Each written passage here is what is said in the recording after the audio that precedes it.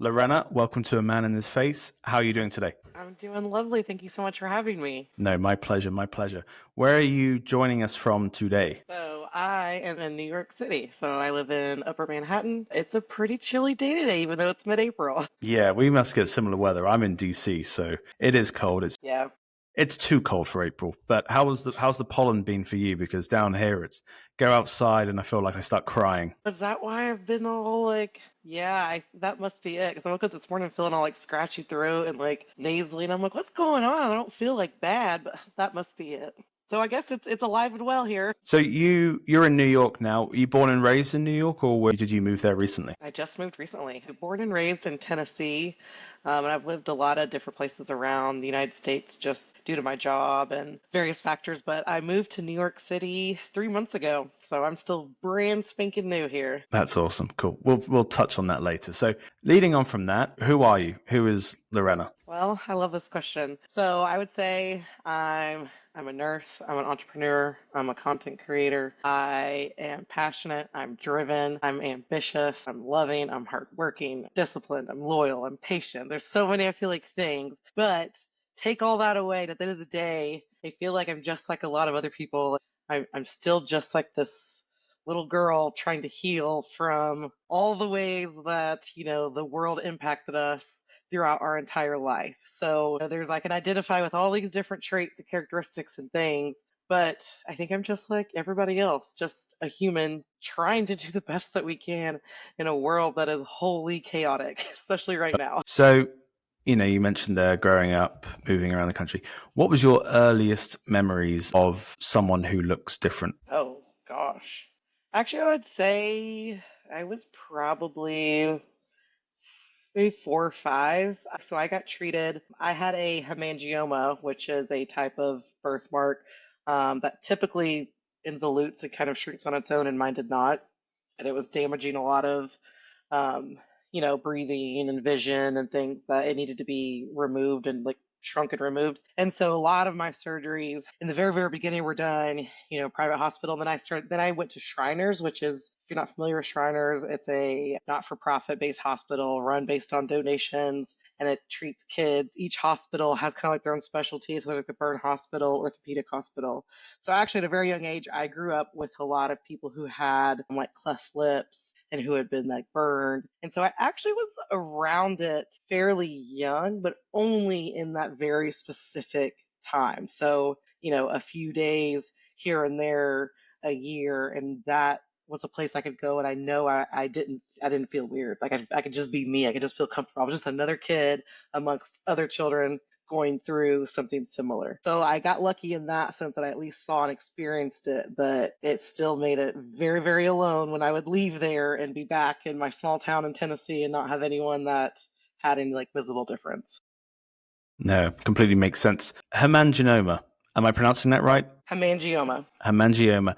How did that impact your everyday life growing up, socially, emotionally, at school, and in a social setting with friends from school? Yeah, I think from a very young age, um, it was always kind of a source of topic because it is, because of the size and how big it was. I mean, there was no avoiding like, oh, Lorena and like her birthmark, large tumor, like it was just there.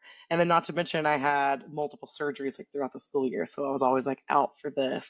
So on top of that, I also was in a very strict um religion, which also inhibited me from partaking in a lot of like normal celebrated activities here in the United States. And so I felt like I was just an outsider from the get go. Like I already had this interesting and very different religion and things that I had to do and miss out on for that.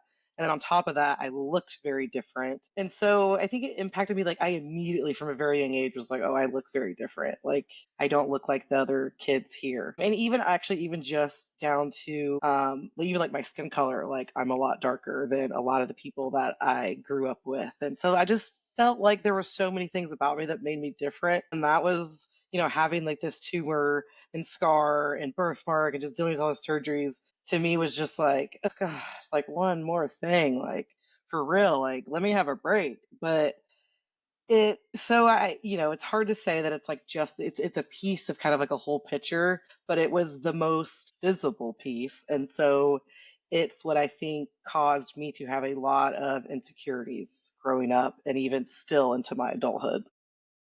Yeah, insecurities can, I'm sure most people have something that they're thinking about on a day to day basis, but when you have a visible difference and it's so out there, there is no hiding it wherever you want to go. And it can be real tough to deal with. You said you had 20 reconstructive surgeries. Yeah.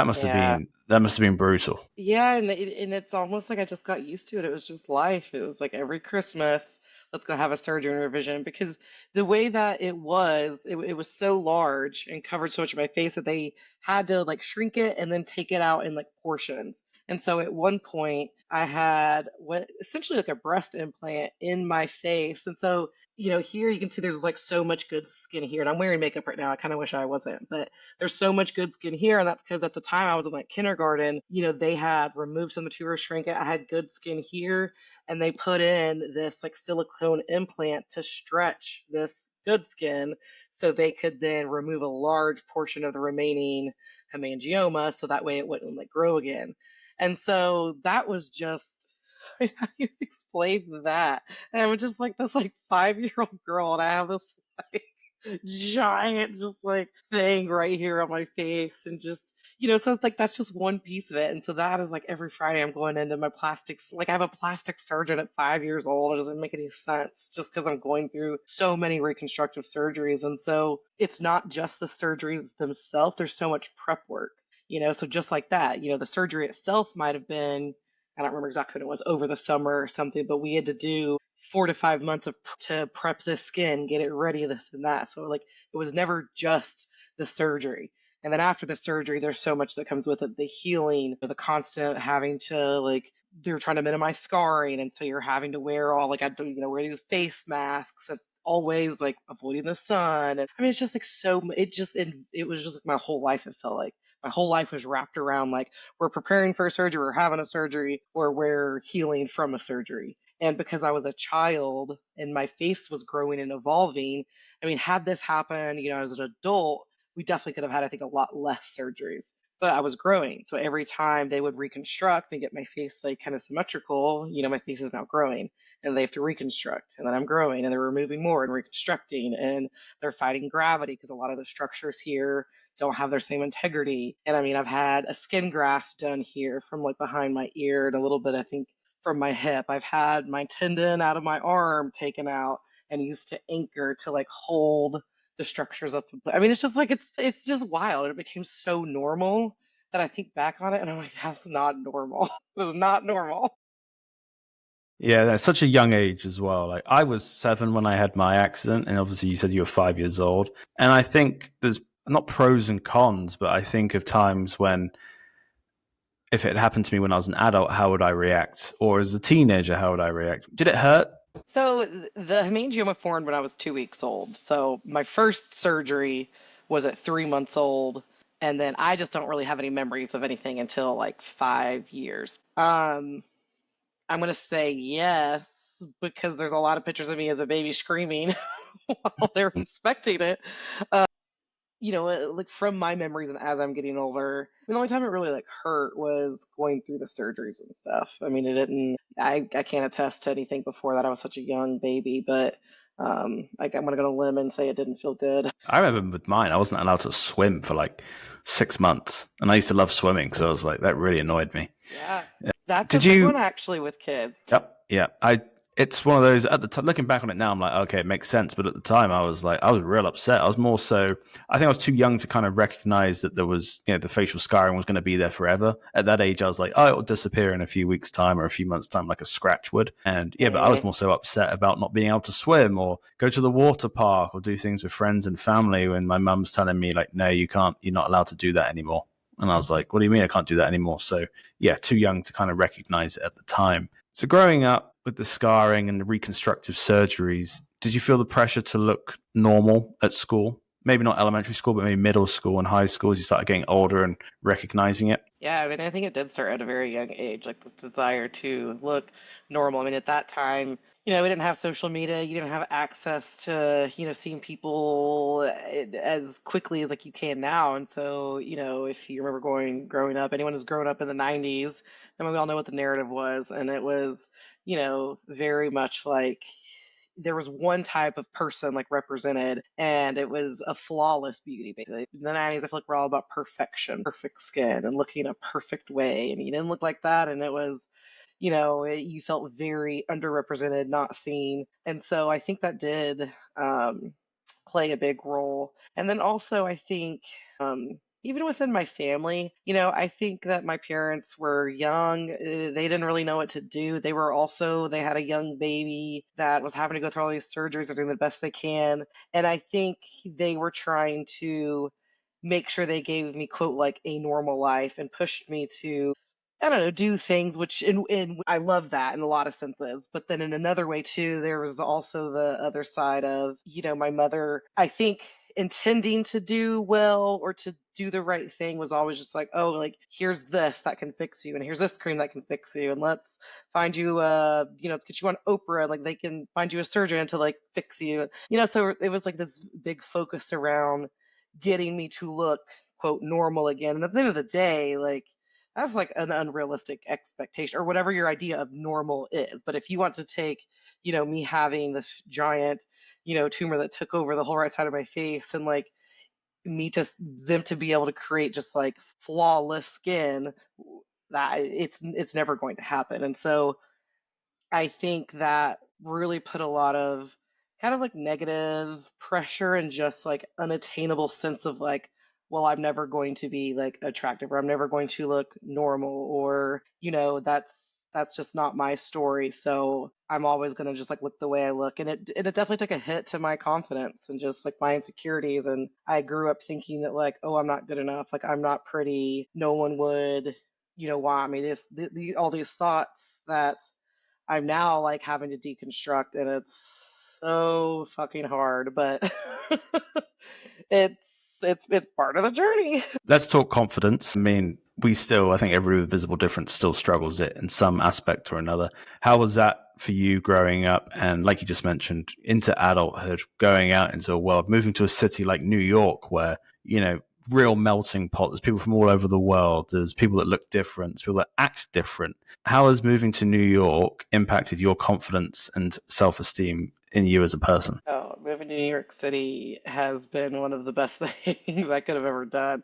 But I don't know that I could have been excelling in the same way I am now had I moved sooner. So I definitely struggled a lot with confidence. And I think because I allowed myself to believe that I wasn't as pretty as other people, or because I had this visible difference, it made me, less than it's someone else or whatever. So I lived under that narrative and fully, I guess, allowed myself to believe it, and struggled so much. I really became a people pleaser, and just I thought that, without being nice, or like being the funny person, or being the one that's just like always available and there, that's how I could earn like my way into like you liking me, or, having friends, this or whatever. It's like I never thought that me just as I am, my character's the way I am right now, is like good enough. I don't have to be like performative or kind of just go with the flow with everything. And so that's really only been in the last, 8 years that I really identified like, oh, wait a minute, you have some really strong limiting beliefs, and you're self sabotaging yourself and your life because of these. And I really have just had to dive in and do a lot of healing, uncovering like these old wounds. And so I did a lot of work before moving to New York City. I spent the last like year and a half before I moved here really working on myself. I did a year where I didn't date. I'd just come out of a long-term relationship, and I just spent time with me. I was like, I'm going to date myself. I'm not going to date anyone. I'm going to just like journal and read and learn and just figure out like I still am holding myself back. And so doing all that, I think, is what prepped me to get ready to make this huge change to move to New York City. And then arriving here felt like coming home. It was so nice to step into a place that did. Everybody looks different.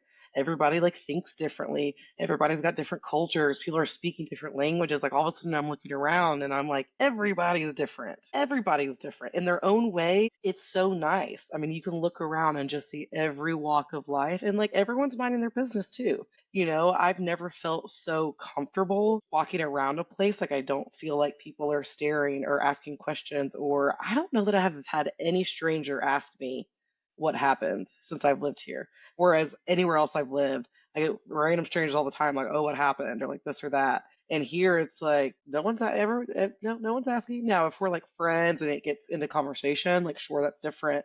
But everyone's just like minding their business, and I think everyone's so used to experiencing people that are different that it's not a thing. And so moving here, coming from a lot of the smaller towns I've been in, or just not as diverse places, has been absolutely eye-opening, and my confidence has gone up so much. And I'm able to, I think, really just like experience life as life should be experienced for the first time. I'm able to be present and just not have the same, I think, self-destructive behaviors. That was a long That's answer to amazing. that.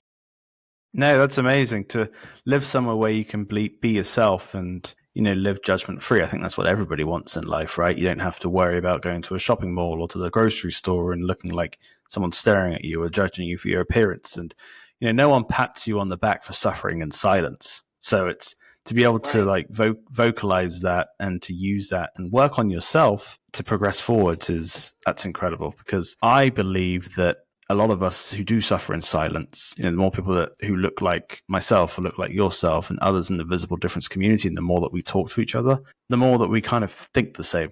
And we realize that, what, I'm not the only person that's going through this. There are hundreds or thousands of people who are also living life who look different. And to be able to be confident and embrace your own journey, then that's amazing. Were there moments, you mentioned moving to New York and how much that's had an impact on your mental health? Has there been other moments in life that have significantly impacted your confidence and self-esteem growing up, where you were like, you know what, I'm starting to love myself now, more so maybe than when I was younger? Yeah, I think I had a big kind of realization with that in my late 20s. I saw myself just reliving old patterns, especially in a relationship I was in. Things at that point kind of ended, and it was just self-sabotage. And it was like something just snapped at me, like, you gotta get it together. All the things you've been through, all the stuff, like, it's part of your story. It's who you are. It's made you who you are now. But like, how long are we gonna let it define our actions and continue to like live in old patterns that don't serve you anymore? And so I would say my late 20s is my first kind of real realization of, just because we believe one thing and we absorb, things we've seen, experienced, lived, heard, it doesn't mean we have to hold on to those. And just because that's how the beliefs were kind of passed on to us, doesn't mean we have to hold on to them. And so that was the first time I really realized, holy cow, I can change like my thoughts, my beliefs. I can take an active role in what I want to think and how I want to move forward in my day. And so I would say that was a really big pivotal moment, was just learning to understand that I don't have to be like a victim to my circumstances or a victim to my own mindset, that if I want something to change, I gotta like pick myself up by the bootstraps and we gotta do the work ourselves, because no one's coming to save me. No one's coming to save any of us. We gotta save ourselves. And we can't so much change, we cannot change what has happened in our past, but I got tired of living the same narrative that I wasn't good enough, or I, looked like, because I had, this scar, visible difference, I was unattractive, or I didn't deserve good thing. Like, I just got so tired of that narrative. And I feel like it's probably super common within this community. And it was nice to just kind of like start taking my power back then. And then since then it's been a journey. I mean, I'm 36 now, so I'm like 8 years into this journey, and it's still hard and it's still a daily practice and daily choice, but it does get easier. And the things I used to struggle with a couple years ago are no longer the things, that affect me in the same way. I have new obstacles now, but that's because I level up now and I challenge the negativity that tries to creep its way. What were your coping mechanisms in the past compared to now? Oh, in the past, coping mechanisms involved going out, having lots of drinks, staying out late, being hungover. It's just the same pattern over and over again. Now it looks like journaling, going on a walk. I mean, the first 2 hours of my day every day are dedicated to me. And that was not the case before. And that really is like also kind of new-ish since moving to New York. But it started small. I used to wake up and immediately open my email, open my computer, open my phone. I'm available to the world, influx, with whatever you got going on. And now it's a much different. I had to start though with 5 minutes. When I first started taking time for myself in the morning, It was like a 5 minute routine. That's all I could do because that was enough. And now it's built itself out to now I spend 2 hours and it's full of just things I know I need. If I don't start my day listening to something like positive, moving my body, journaling, making my bed, then it just like sets me up for kind of to just yeah to be reactive to the world instead of like proactive. So huge difference in how I Yeah, handle those. you mentioned it, the self love, and when you're a people pleaser as well, you can tend to care about other people before you care about yourself. But if you're taking the time to look after yourself in the morning before moving on to other parts of your day, you're giving other people your best version as well, which is, you could argue is a form of people pleasing. You're doing it selfishly. You're like, I'm working on myself first so I can give you the best version of me later on in the day. Did you ever feel like hiding growing up? And as a young woman, did you ever feel like, you know what, maybe it's easier if I just don't go out, or if I just don't do these things or I want to do? But and obviously you made a huge difference. You moved to New York and you've done amazing things. But was there ever a time when you were questioning, like, why should I do that? Why should I move, like specifically New York City or just in general? Just in Nah, not general, New like, York. Okay. In general, yeah, I feel like I have made myself small and shrink myself so much over the years just because I didn't like want to stand out. And that doesn't help because I'm like 5'7", like athletic. For the longest time I was like, oh, I wish I was like 5 and like small, I could just like blend in and like no, I would just, just tee tee tee. But now it's like I'm learning to own my space and just like it's okay. It's okay to be different. It's okay that, you know, I am tall and I take up space and I don't have to always shrink myself or make myself small to hide. I don't have to, there were times, yeah, I want to stay in bed. I mean, there were times that I did not want to be on this planet. I mean, far too many times that as a kid, the thought about living was so painful that I did not want to be here. And so to be able to move from that and to just know like every day I wake up, I'm like, life is beautiful. Doesn't mean it's not hard. I mean, life is hard. And for someone who buried a lot of emotions for many, many years and now experiences emotions, first of all, very weird. I know it's like it's going to be okay. I'm going to feel how I feel now. Doesn't mean I'm going to feel that way tonight. Doesn't mean I'm going to feel like that tomorrow. Like I can just let myself process it and feel it instead of trying to show up as this happy, positive person that is a human as opposed to this perfect, polished, has it all together persona that I tried to maintain because I thought that that's what would make people like me. So, well, yeah. So, yes, I have definitely played small and hid. no, older I've gotten, the more I've realized that people who I thought had it all together, and positions of power, whether it's government or in corporations, older I've got, the more I realize these people don't really have it together. They're just like me. They're just going through their day to day actions, doing what they can, sometimes faking it until they make it, and hmm they're putting on a good show for the rest of the people, which gave me more confidence because, like you said, when you're in a world where perfection is deemed the norm, I thought these people are perfect all the time. But as you get to know them, you get to interact with them, you realize these people aren't perfect, and there's space for me as well. When did you start the self acceptance journey? You told me that you would go out partying and you would go out drinking late. What was that, switch when you said, you know what, I'm going to change this and I'm going to start accepting the way that I look, lean into it, embrace it, and be loving myself every day? I would say like 2023 is when I really like leveled up and when I really was just yes, I've grown in a lot of ways, but we have like we're plateauing and we're reverting back to old actions. We're partying again. I was like something's wrong. These are old behaviors. Something's not right. And so kind of to check myself again and pull myself out of it. And yeah, that's it. And like I said, it was right kind of when I got out of a long-term relationship.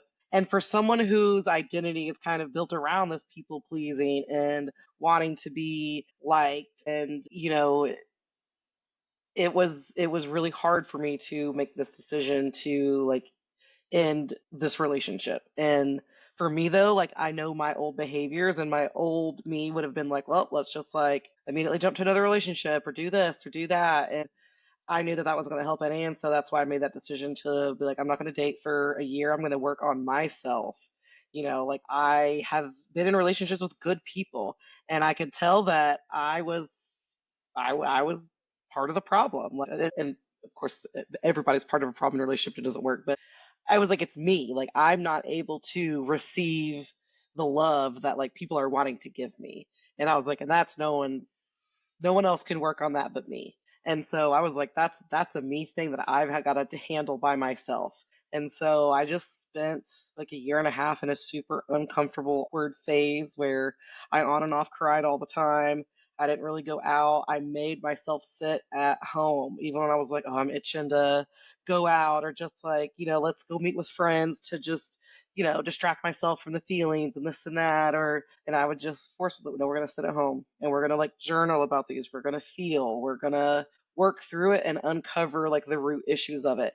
And that was when I started to actually feel like self acceptance, was when I took the like surface level emotion and uncovered it and uncovered it and uncovered. I just like asked myself why. Okay, you feel sad, angry. Why? Why? Why? And after like 5 layers of why, I was usually able to get to some root issue that had nothing to do with what like the initial thing was about. And that is how I started to build trust in myself. Because I started to actually, instead of just moving through life, not questioning what I want, what I need, what I'm feeling, it was always this person. I'm managing everyone else's emotions, not managing mine. And that was when I really started to accept myself, was when I could break down some of those walls and some of those barriers and actually get to root issues of what I was feeling. And I was able to name emotions. I was able to grieve some of those emotions. I was able to like get into that mindset of a little girl and be like, oh, it's okay. I understand now that like you didn't get what you needed many, many years ago. And like I can give that to you now. But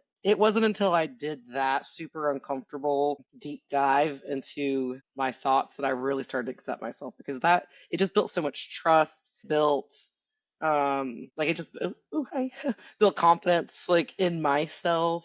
I did several months that I didn't drink, so I think like 3 different periods in 2024. I did like a dry January, a dry-ish March, and then like a dry September. And so I knew that one of my old patterns was to default to, oh, let's drink. And so I was like, no, we're not going to do that. We're going to get rid of that too. And so all those things I did slowly over time built trust in myself and learned me to, when I'm making decisions now, instead of leaning to what other people think, want, do, I was able to ask myself, well, what do I want? Is this what I actually want to do? And then I had to start saying no to things. I was such a yes, yes, yes, yes, yes, yes, yes. And I was exhausted and doing things like I was giving my energy in the same way to all the things, all the people, and not conserving that. And so I realized like stop saying yes. Like ask yourself, do you actually want to go? And if you start listening to your body will tell you. Because if it's, hey, you got invited to this birthday party, do you want to go? And you're like, all right, yeah, I should go. That's a no. You don't want to go. Now, if someone asks you, hey, you want to go to, I don't know, Disney World, you're like, heck yeah, let's go. That is a full body yes. So I've learned to just, before opening my mouth and speaking, like actually feel and then make a decision. Now, sometimes the decision is still like, no, I don't want to, but this is what we need to do because we're a good friend and, or we're a good family member. Like in this instance, like we got to do it anyway. But then sometimes it's like, no, actually, I don't need to go to the club tonight. Like just, I'm going to just sit at home and cry instead. I learned to pick options that were better and healthier for me, but it took massive amounts of discomfort and just being honest with myself as opposed to just patching things like you're okay, you're okay, you're okay. Go out. It'll make you feel better tonight. Who cares about tomorrow? I care about tomorrow now. Now I'm like, no, no, no, I got things to do. Beauty in the struggle is something which I've heard quite a lot.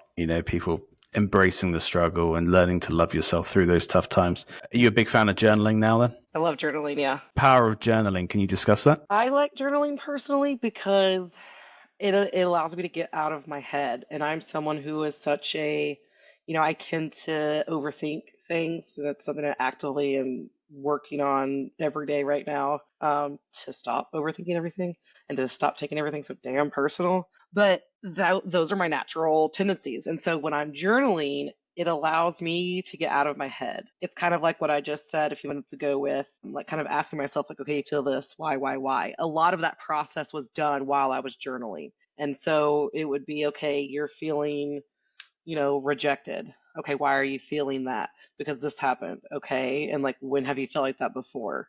Okay. And where was the first time you felt like that? And then you're able to like trace back and be like, oh, this is linked to some way further stuff. But I like that because instead of just like overthinking it in my head sitting here, the act of just like writing and just like I'm writing down my thoughts, it just like it's like my brain opens up and like opens up an underground vault and just like all these other thoughts start streaming out. And before I know it, I reread it and I'm like, holy cow, that was not at all where I thought that was going to go. And that's why I prefer it is I think I can actually just write without fear and get it out and then I can kind of reassess like what the heck just happened. But this also took time. The first time I went to journal, I was terrified. I was like, you want me to put these thoughts on paper where someone could find them and think I'm crazy?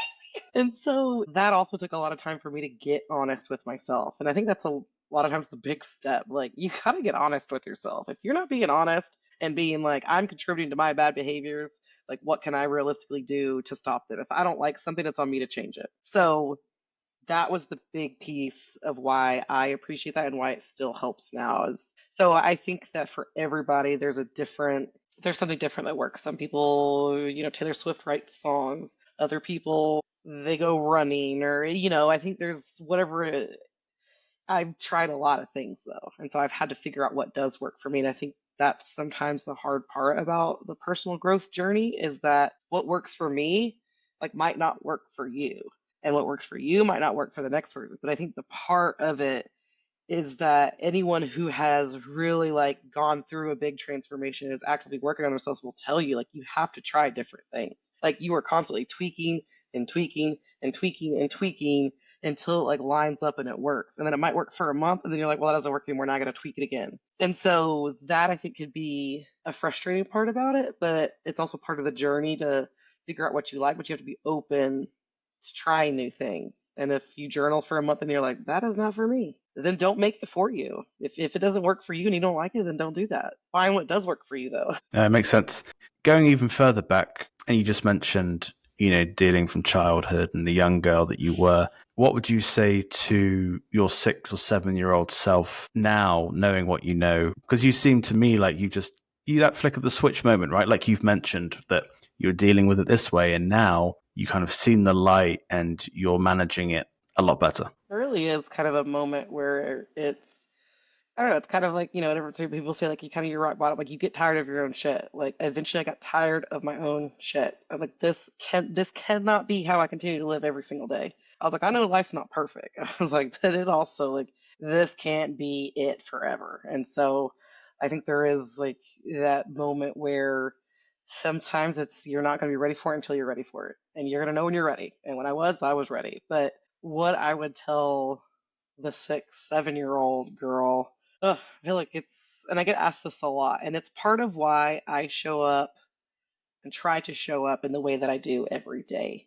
Because when I think back to that little girl, it's like I want to look and be honest and just be like, you do have a hard journey ahead. Like, your life is not going to be easy, but it's going to be worth it. And like, if you can remember that every day that all of this is building you and preparing you for what your future life is going to look like it's going to be okay. And if you can start learning to figure out what you like to do now, life will be a lot easier. Like, I wish I could just look at her and be like, you don't have to conform to what everybody else likes. Who cares? Like, what do you like? What are the things you like to do? You like to read, you like to, you like music. All these things now that I'm refining as an adult that I love to do are the same things I loved to do as a child. So I wish I could just go back and be like, you don't have to change for anybody. You are perfect and good enough and just the way you are. And keep doing that. Keep being you. Because if you can keep you as your North Star, life's going to be a lot easier. But even if you don't, it is eventually going to be okay. And it is all going to work out. You're going to live a beautiful life. Maybe not how you imagine, but how you end up creating it.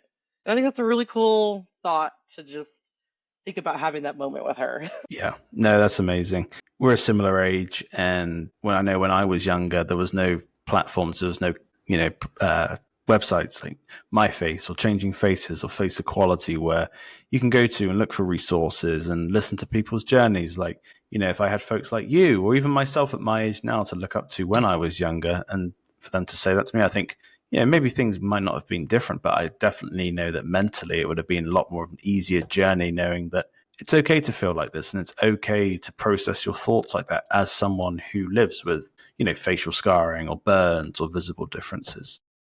Hmm.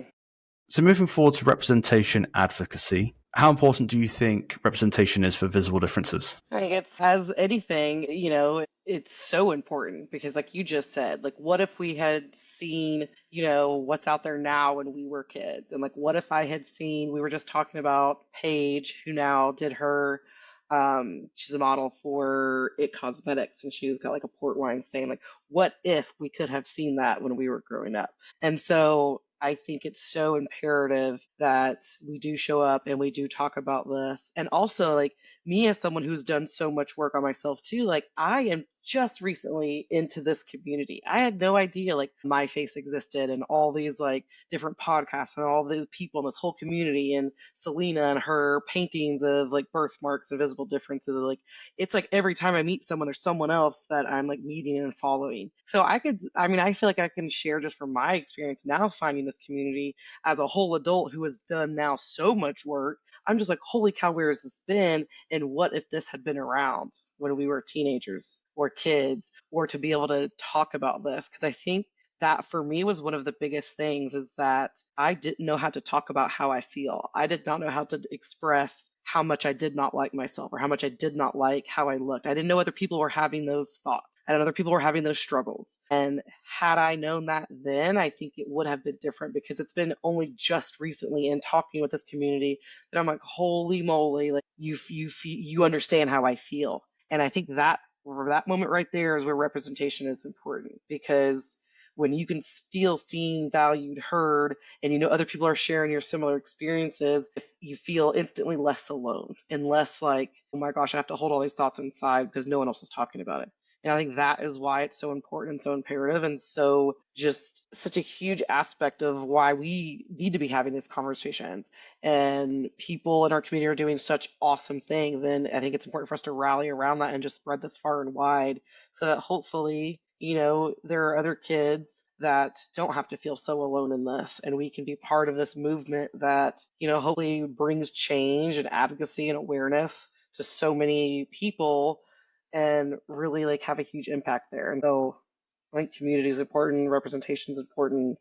When you can feel seen, it can change your whole trajectory of life, I think. What do you wish more people outside of the community would think about those visible differences? What would you tell them? Yeah, I think one of the biggest things I just hear so many people still making fun of people who have any kind of visible difference. Now, whether that's a scar on your face, burn, or walk differently, this or that. I sometimes think that like people forget that these are people. And just because there's something different, it doesn't mean they're still not whole life humans still trying to navigate their day just like you and them. It doesn't make you any better than them. It doesn't make them any less than you and like so I think that's a big piece that I think immediately people like look at that and think, oh, like they can't live up to the full function of like a normal adult or whatever. And so I think even just not making it so normal in everyday culture to be even like teasing or this or oh look at them, they have this or they have that, or like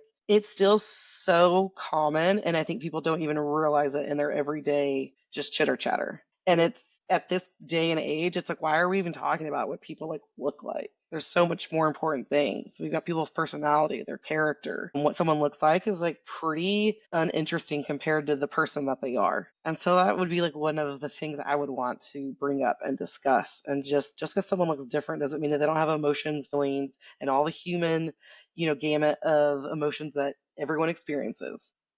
It's almost like take your biggest insecurity and put it on display. And what if people like, how would you feel if people were talking about that and making fun of that on the street?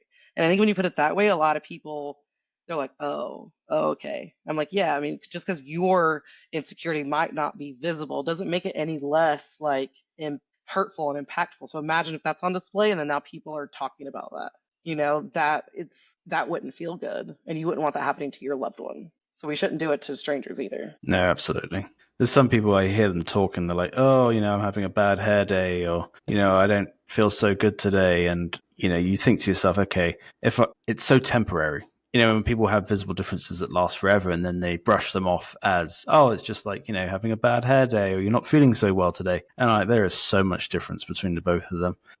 What message would you have for someone that's struggling in their own skin, who doesn't want to go outside and maybe isn't as confident as you are? You seem like such a role model and amazing. I see the stuff you're doing on Instagram and the fact that you partake in all the activities that you're doing, working in healthcare as an entrepreneur. And what would you say to someone that maybe doesn't have the confidence that you have? I think you have to start somewhere. I didn't start with this confidence either. And I think the first piece of it is you've got to fill your mind with the belief that you want to have an identity that you want to embody. I think it's when you're down, it's really easy to just stay down and doom scroll and do things that just make you feel like crap about yourself. And I've been there, done it. I still have days like that. But I think the biggest thing when it comes to, learning how to like overcome that and gain some of that confidence is to start listening and absorbing all the information that you want to embody. So if you want to gain like confidence, or if you want to learn how to, overcome wanting to hide and all that, I think you have to like listen to things and read things or absorb things and start healing those like wounds. I mean, those are very real wounds, like having a visible difference, like growing up with that or however it happens, like that's hard and it's not easy. And I think part of the first step is recognizing like, this is not easy and this does kind of suck and this doesn't feel good and I've struggled with this. However, it's time to change that narrative. And so I can't, if I want to change that and start believing that, I can go outside and there's no reason for me to hide. I think the first step is just wanting that and then finding what it is you need to give you that, like, get up and go. Is it a podcast? Is it a book? Is it journaling? What do you need? I mean, that's why I spend 2 hours on myself every morning. I listen to audiobooks all the time, podcasts all the time, because if I don't, I slip back into these thoughts that do not serve me. And so it's not an easy journey, but it's a journey that requires consistency. And I think the first step is changing your environment. So if the environment you're in is not healthy or working, towards the person you want to be, then how can you change your environment? And if that means you just find someone on Instagram to follow or Mel Robbins to listen to or whoever you need, then like start there. You just have to start there. Change your environment, change your mind, and the rest will come with it. But it takes consistency. Mel Robbins, she's a legend. I love that her book, Let Them Uh, Theory. That changed my yes. mind. It changed my mind, Yep. changed my life. It's just letting people feel how they want to feel, and the comments, the staring, the comments. If they want to stare at me, let them stare at me. Like if they want to make a comment, let them make a comment. It's how I deal with it, and I trust myself, and I'm sure you trust yourself to respond in an adequate way and have the confidence to be like, if it's a child, maybe they, it's not out of malice, just out of genuine curiosity. And then the adult, yeah, maybe a bit more ignorant to make a comment, depending on the situation. If it's someone who's asking kindly in a store or something, that's a bit different to someone who's coming up to you in a line at a grocery store being like, oh, what happened to your face?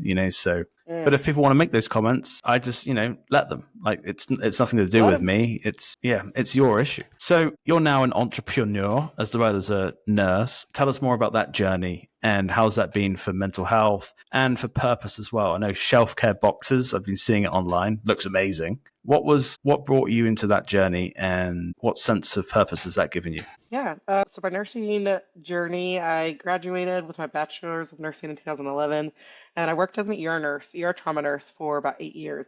And in my eighth year, this coincides with, as we talked earlier, when in my late 20s, I was going through my like kind of big personal shift and my mindset and things like that. And so a couple years into that, once I realized how impactful it is, to read and talk about things and how you can change your mindset, I wanted to share that because I started experiencing big shifts in my life. Like I finally was starting to like accept myself and stop overthinking as much and stop just ruminating over certain things. I was able to overcome like eating disorder in that time. And I was able to like really overcome a lot. And so I wanted to help other women because I know for me, we talked about this briefly earlier that talking about how you're feeling, it's a super vulnerable thing, and if you don't have people in community to open up with and just be honest and just be like, I'm not happy. Like, how do I find my way back to myself and how do I stop like beating up on myself and all that. And that's where the idea of, so initially before it was Shelf Care Box, it was Passion and Growth subscription box. It was a self-care subscription box. And it was like a bigger version of what the Shelf Care Box is, but it had, a book and then like 4 to 5 other items to aid in self-care and personal growth. And so that was how that started. So it was really just like a passion project. I launched the beginning of 2020 and the pandemic struck like 2 months later. I was like, holy cow, what am I doing? And then my business blew up because it was the pandemic and everyone was home and everyone's focus at that time was like mental health and self-care. And so by the end of 2020, I decided to leave nursing full time in my business. And it has been a bumpy up and down journey ever since. And we rebranded in January. I just felt like it was time to just make the box a little bit more condensed. Everyone's favorite part was the book. And I wanted to just bring, I didn't want to do as many items anymore because I think just consumerism, like we're changing a little bit. We don't want a box of a bunch of items anymore, like kind of like we did in the past. And so I rebranded it Shelf Care Box, and now it still has all the same elements that I really loved about it, just a little bit more condensed and more affordable. And so now it's a book, one skincare item, typically like a face mask or something like that, and then a bookish gift. And it comes like it's wrapped really cute. I'm trying to think if I've actually let me show you the one Yeah, from yeah. this month. Perfect. So this is what it looks like now. Every month, subscribers, it's a mystery, but like it's a surprise book, I should say. And the genre is usually mystery, thriller, fiction, romance. So book, and this is the bookish gift. It had some sticky notes, and then there was a face mask. Oh, that's So cool. that That's is cool. what we've rebranded to now, and it feels perfect. I really wanted to. Sometimes it can get a little overwhelming to read a personal development book every month, and that's what the previous subscription box had. And so I was like, you know what? I really want to like take it a step back and just really have something that just promotes doing something that you enjoy. This kind of goes back to me talking about like finding the things that I liked. When I was a kid, I loved reading. I still love reading. And so I'm getting like, I'm back into that and it feels so nice. And so I'm hoping, instead of it just being that personal development moment, it's like, let's just take a moment for you, however that looks. Like just sit, connect with yourself, put your face mask on, get your cute little sticky notes, like read a book and just disconnect for a minute. You know, that's sometimes all you need is a 15-minute recharge and you're a whole new person. So that is the idea with this, is to bring like these me time moments to bookish readers who kind of take out the overwhelm. You don't have to pick your next book. We'll send it to you. And it's awesome. We love it. I'm having so much fun. I've started passing them out randomly, like around the city when I'm out and about to strangers who I see reading. I'm doing a giveaway right now. Just gifting 3 to, I told people just nominate yourself, nominate a friend. So it's good. And I think with the way the economy is going right now. I made the switch at the right time because I think there's going to be a lot of people spending more time indoors, and reading is an activity that is an indoor. Well, it could be outdoor too, but it's an activity that will stand, I think, the test of time, even when people start cutting out other kind of like convenient expenses. People still tend to like to read and want to read. I mean, book people a lot of times are already at home reading, so. Now, I feel like you can't leave the house without spending a certain amount of money, unless it's just, leave the wallet at home, leave the phone at home, and just go for a walk in the park with the book, or just. Yes, that's me. Like sometimes I just leave the wallet at home in the morning and go on a walk because I'm like, no, no, no. Because you're right. If I step outside, I'm $300 gone. That's funny. Oh, that's so true, so true. So going back to visible differences in facial scarring and burns and comments from other people. I'm sure you've had comments from other folks. I've had comments my whole life, whether it's been in work setting, which is I don't think is illegal, but tennis environments, athletic competitions. Even today you hear people in public, they might have a pimple on their face, and you hear people complaining about it. And when someone who has a visible difference, who can't change the way they look, that can be quite triggering. Can you expand on that? Yes, I have been that experience, and it just like drives me mad because it's like I want to just be like, what? That doesn't even make any sense. Like it's not the same at all. But it's also like, oh, I don't want to diminish like anything they're feeling either. But sometimes it's so frustrating. Like I've definitely had like the pimple thing where someone's like, oh, like I have this like pimple, like it won't go. I'm like, but in a few days, like it is going to go away. Like it is. And I was like, this is not going to go. There's nothing I can do to make it go away. Like, yes, I can put on like makeup or, whatever. But I was like, it's never changing. It's always there. I live with this every single day. And so I do think sometimes in an attempt to, I think maybe like relate or just try to have that connection, I think unknowingly sometimes people make comments that don't land the way they intend and it ends up just kind of causing like some frustration. And I've always kind of felt like I couldn't really say anything back because then it makes, I don't know, like, oh, like here I am, poor me, this or that. And so I've never really like opened up and mentioned that. So I'm super glad you said that because I feel like that is just kind of like a hidden struggle sometimes that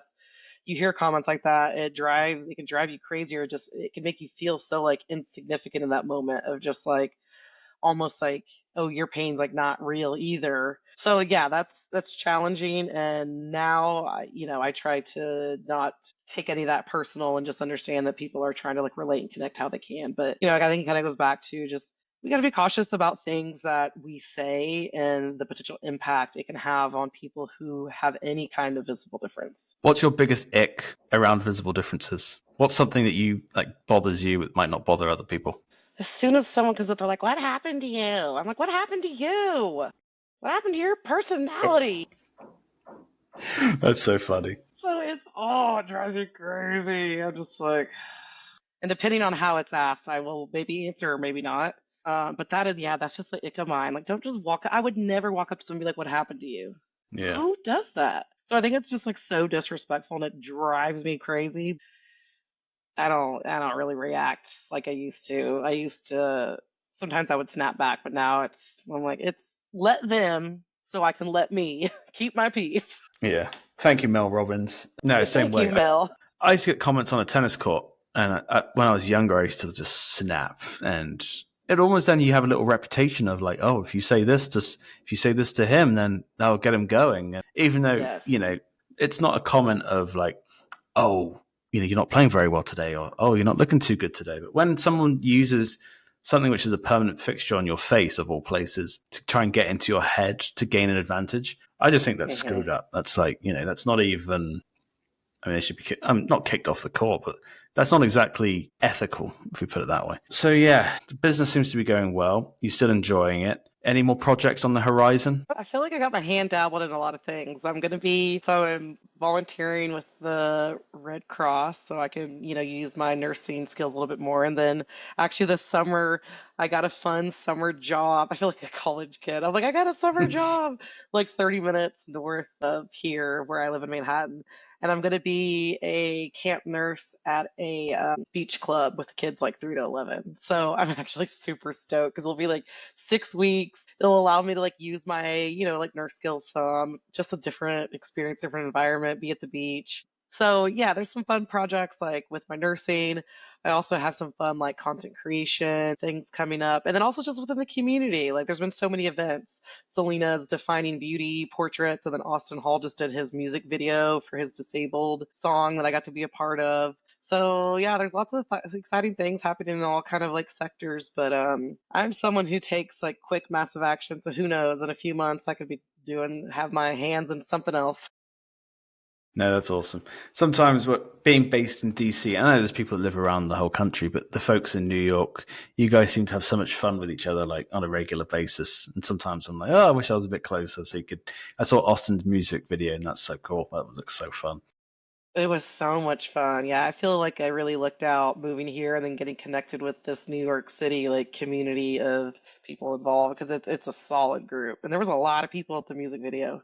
So I met some of these internet people, internet personalities that I'd seen like through Insta and stuff. And I'm like, oh my gosh, I follow you. And I got to meet them in real life and we're all just like normal people. But there's people doing really cool things within our community. And that's really cool to see. And then everyone shows up and supports. And I think that's fantastic. It makes me so proud to be a part of this community. Yeah, and it makes you like we said, we wish we could have this when we were younger, but it also makes you so motivated as well. Like I see Jono in the UK, who's just produced a television show which was about facial differences, and there's a few folks on there, Wow. and then Andy, who has his podcast and show up, and then you have Paige, who's in doing the modeling and on these advertisements, and there's Adam, who was in the movie, and it's just Austin with the singing and the fact he was at the Grammys as well. Yeah. And there's people in this space who are doing such amazing things, and like yourself being an entrepreneur and being successful, it motivates me, and hopefully it motivates other people that,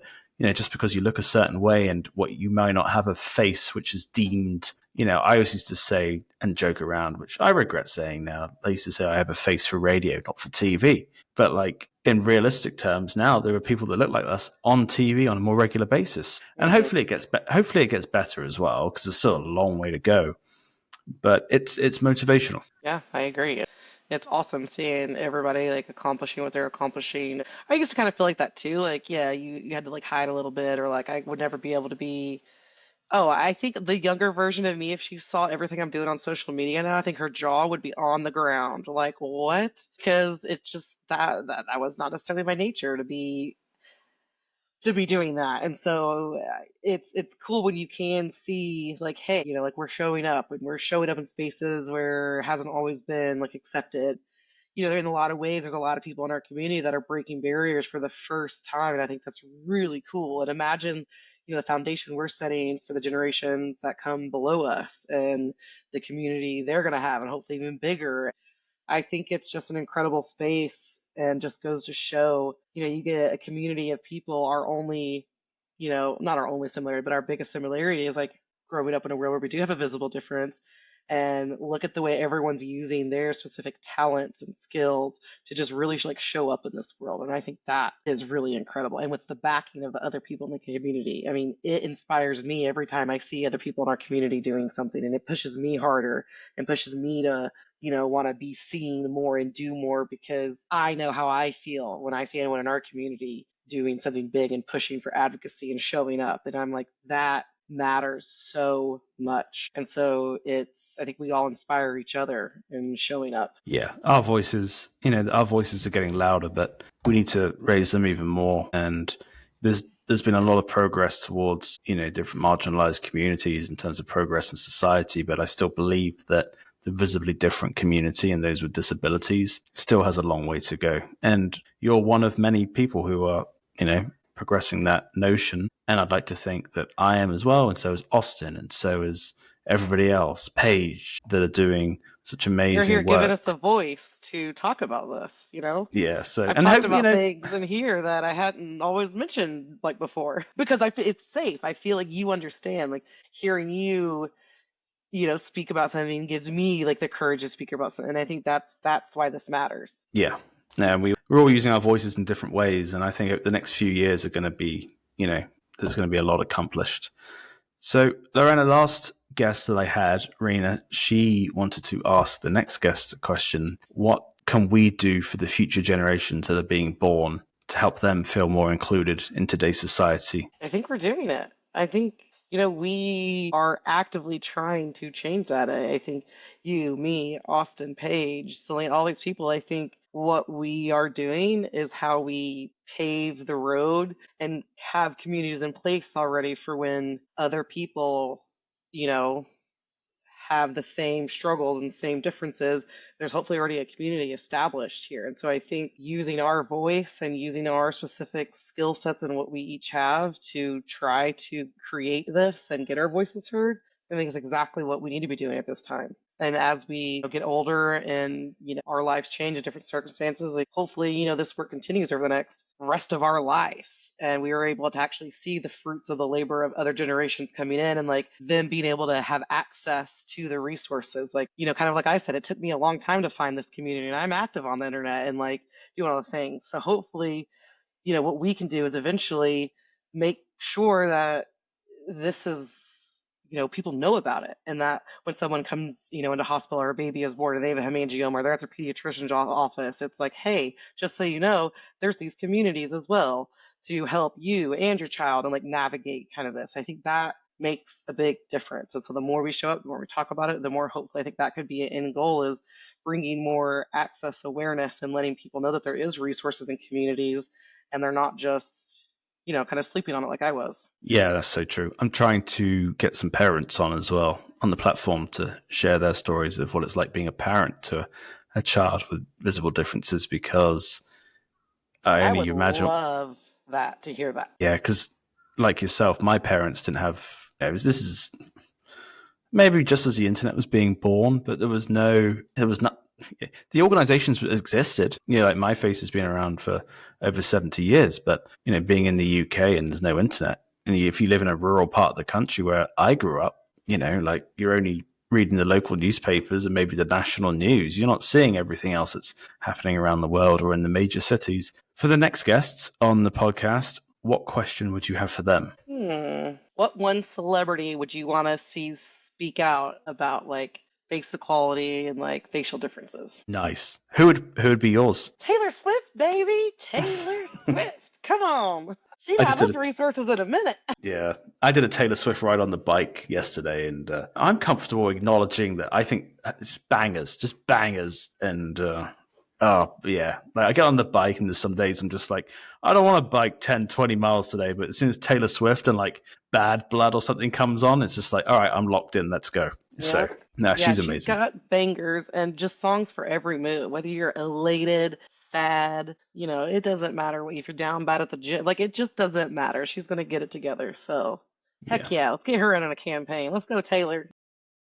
Yeah. Now it'd be cool seeing someone with a visible difference or scarring, like hosting a TV show like that, or hosting a big, event where celebrities are around. Because as soon as you start ingraining celebrities into the community, then they're in their own little circle as well, so they can start sharing the message, and it just grows and grows and compounds. Thank you so much for being on today, Lorena. Where can people find you, and where can people find the shelf care boxes as well? Which I will link. I will link everything in description, but you plug everything. Sure, yeah, you can. So I'm mainly active on Instagram, so you can find me at the Lorena Bryant on Instagram.